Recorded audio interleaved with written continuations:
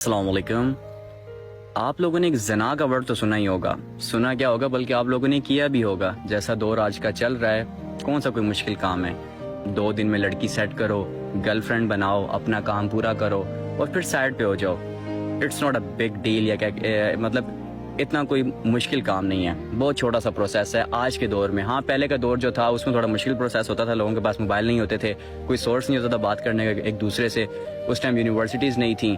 लेकिन अब तो ये काम आज के इतना आम हो चुका है कि मोबाइलों पे लोग सेट कर लेते हैं। ख़ास तौर वैसे मोबाइलों को छोड़ें, यूनिवर्सिटीज़ भरी पड़ी हैं इन कामों से। मैं भी एक यूनिवर्सिटी का तालिब इल्म हूँ, मेरे सामने मैं देख रहा होता हूँ ये सब काम। खैर, बात कुछ और है। ज़ना को मैं प्रमोट नहीं करना चाह रहा, मैं ज़ना के ऊपर बात करना चाह रहा हूँ कि ज़ना असल में है क्या। बहुत छोटा सा, आपके लिए तो बहुत छोटा सा प्रोसेस है ना कि 2 दिन में लड़की सेट की, सब कुछ कर लिया और प्रोसेस करके सब कुछ छोड़ दिया। लेकिन याद रखिएगा इसके नुकसानात बहुत बड़े बड़े हैं। नुकसानात यानी इसके गुनाह बहुत बड़े बड़े हैं, आपकी ज़िंदगी तबाह हो जाती है इन कामों से। पहली बात तो ये कि जब आप ज़ना, कोई भी लड़का या लड़की ज़ना करते हैं,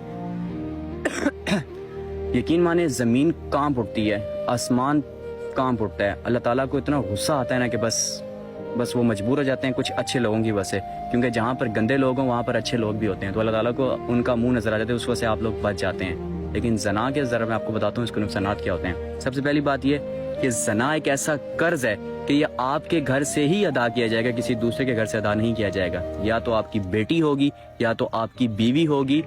ये 2 बंदे ऐसे हैं जिनसे ज़ना के मतलब कर्ज उतारा जा सकता है, या बीवी या आपकी बेटी। और ये 100% गारंटी के साथ कहता हूँ कि ये कर्ज है और उतारा ही जाएगा, इसमें कोई दूसरी बात है ही नहीं।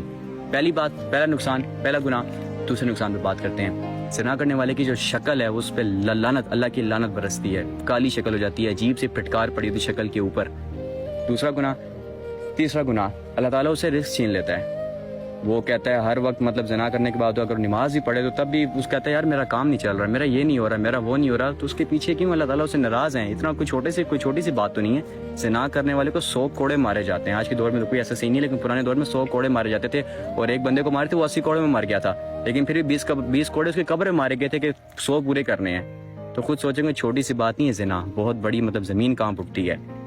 बहुत बड़े बड़े गुनाह है इसके। सबसे बड़ा गुनाह ये है कि इसकी बख्शिश ही नहीं होगी। जो मर्जी कर लें आप, जो ज़ना करता रहेगा उसकी बख्शिश नहीं होगी। हाँ, वो अल्लाह ताला है, रब्बे करीम है, बख्शने पे आए तो छोटी छोटी बात पे बख्श देता है, पकड़ने पे आए तो एक छोटे से गुनाह पे पकड़ लेता है। ये सारे अल्लाह के काम है। लेकिन जो बात है वो यही बात है कि ज़ना की छूट बिल्कुल नहीं है, बिल्कुल नहीं है। हाँ, अगर आपसे गलती से हो गया है, आप अपने नफ्स पे काबू नहीं रख पाए, अल्लाह से माफ़ी मांगे, सच्चे दिल से माफ़ी मांगे कि अल्लाह मैं नेक्स्ट ऐसा कभी कोई गुनाह नहीं करूँगा, बस मुझे अपने इन गुनाहों से महफूज रखो। और जब अल्लाह देखेंगे कि आप वाकई आपका इरादा पक्का है तो फिर शायद आपको माफ़ी के चांस मिल जाएं। लेकिन अदरवाइज़ आप ये कि अल्लाह ताला से भी 2 नंबरी कर रहे हो कि अल्लाह मैं ज़ना नहीं करूँगा, फिर आपको कोई ऑफ़र करे, आप फिर बोले हाँ जी ठीक है ओके डन करें, तो ये फिर काम गलत है, ये काम गलत है।